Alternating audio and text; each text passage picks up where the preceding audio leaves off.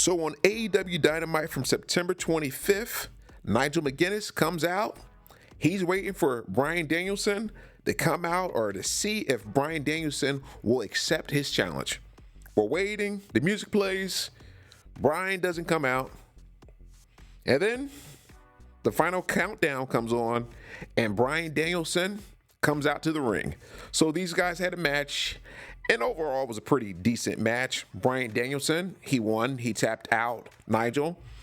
My thing about this is Nigel. I like Nigel. I have seen his work in the past, and Nigel and Bryan Danielson, they have had some good matches in Ring of Honor, So I guess Nigel, he wanted to relive his glory days. But my thing about it is this storyline was just out of the blue.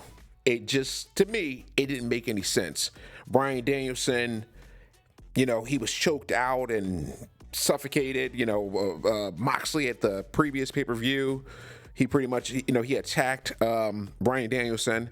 And then all of a sudden, on the next episode of Dynamite, Nigel was like, I want to match against you, Daniel Bryanson, or Bryan Danielson.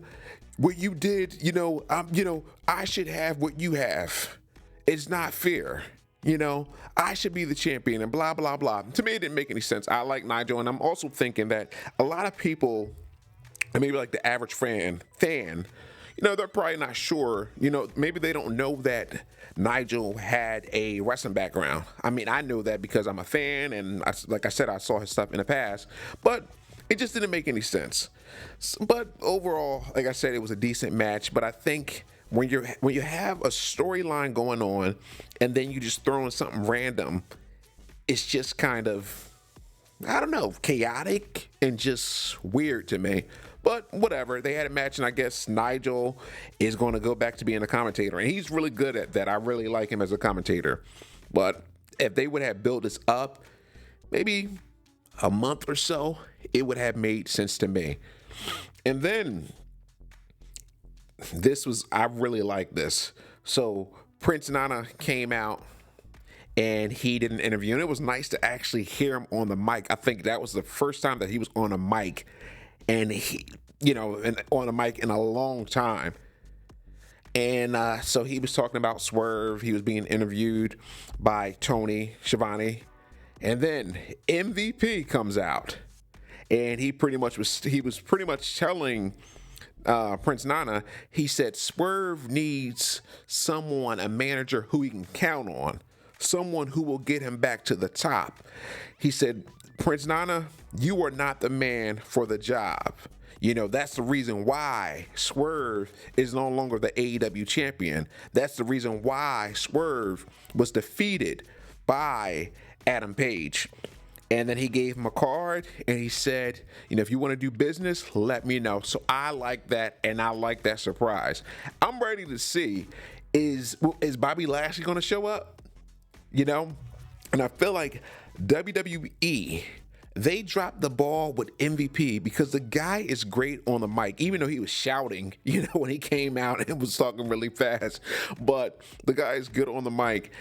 And I feel like that was a missed opportunity. They could have put him with someone else, or they could have just, why didn't they bring back the Hurt Business? But oh well, that was in the past. But I can't wait to see what AEW will do. And I hope that they make this special and that the booking is good. And then Moxley versus Darby Allin, and Moxley defeated Darby Allin, and Moxley will face Daniel Bryanson at Wrestle Dream for the AEW Championship. My thing about this, I really like Darby. I'm not crazy about Jon Moxley. I like Bryan Danielson. But if I'm just thinking, why would you put your championship opportunity on the line? It just, to me, it doesn't make sense. I know they were trying to get out of it, so that's the reason why it happened, AEW that is. But it's just like, why would you do it? I would have just said, okay, Moxley from last week, okay, you think that I don't deserve this opportunity, blah, blah, blah.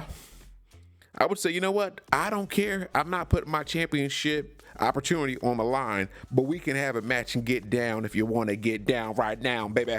But anyway, those are just things that I liked about AEW Dynamite.